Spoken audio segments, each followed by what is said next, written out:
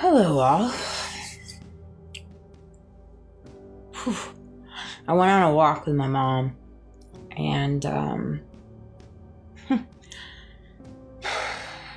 jeez, I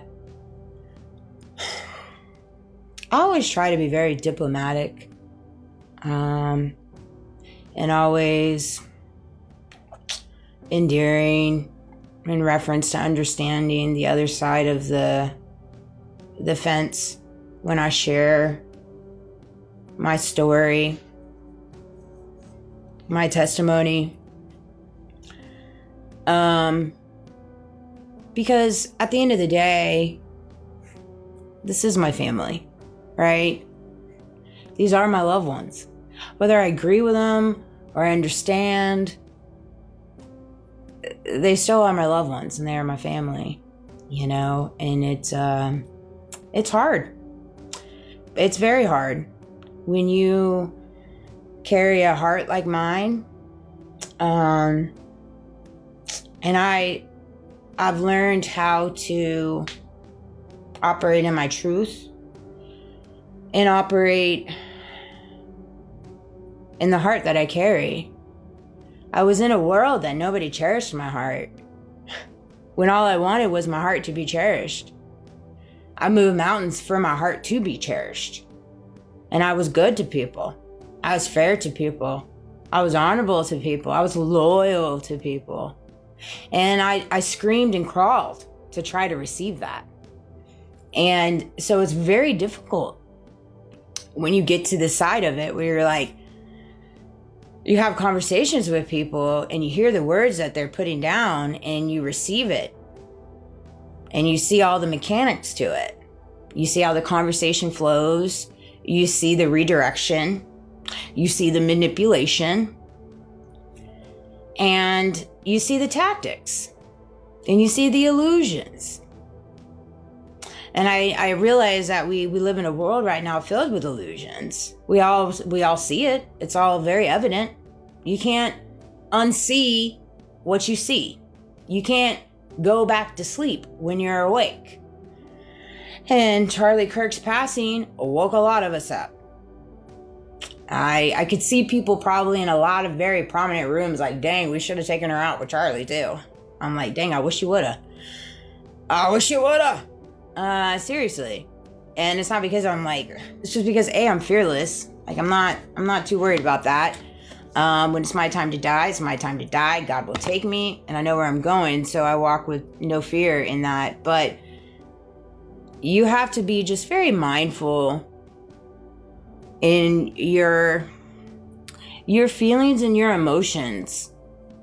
Because we all have them. And I see so many people in my world that is still in my world from my past. And the only people in my world from my past is my family.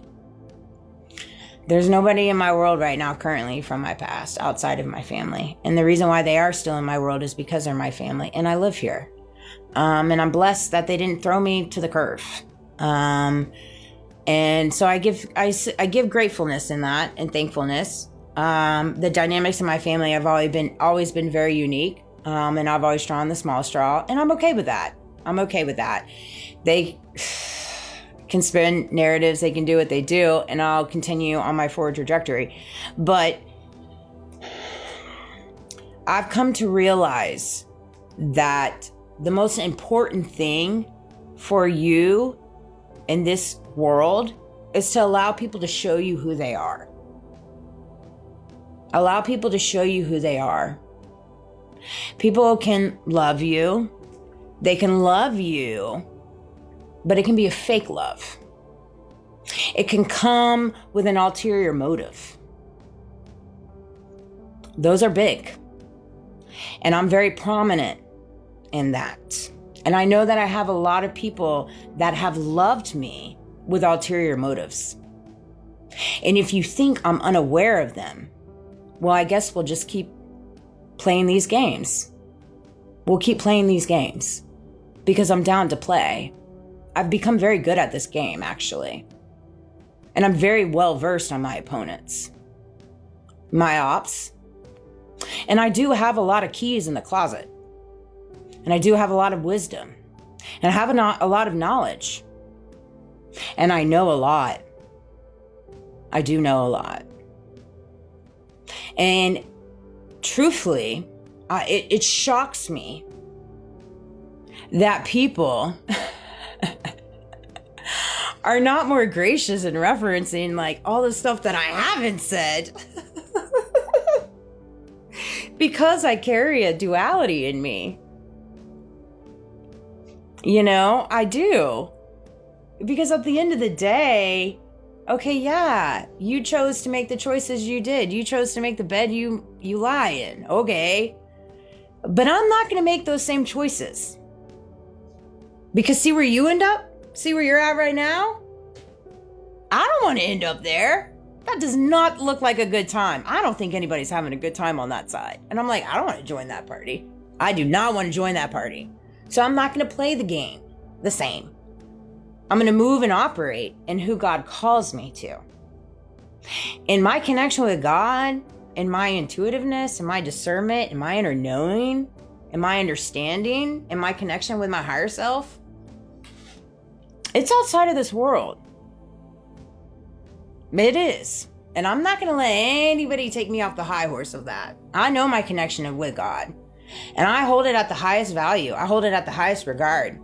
And I don't take it lightly. And I wear it with honor. And I wear it with grace.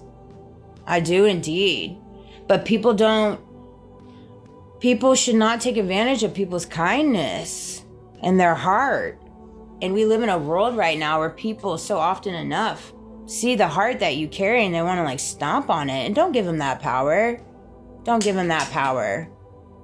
You can hold the power of your heart. Learn how your heart operates. Learn what you operate in. And for me, as soon as I became proud of who I am, lights out, Alice.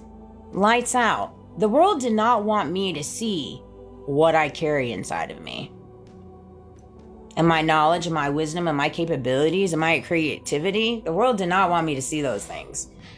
And as soon as I started tapping in and recognizing how to truly operate in my truth and become somebody that I am proud of, become somebody that I am proud to be, and stand on what I'm proud to stand on, nobody can come against you because you know who you are. And you're proud of who you are. And you know what you stand on. Period. Let them step up. Let them step up and have a conversation with you. Until that day is, they can keep watching you. And that's kind of where I'm at. I feel like we all need to get to that place. Become proud of who you are. So I think we have a lot of people walking around right now that are not proud of who they are. And then what do? Well, they deflect. They manipulate, they redirect, they cover up, and they lie. That is the most simplistic way that I can simplify it. Literally. So become someone you're proud of. And see what your capabilities are after that. Straight up. I love you guys. Have a great day.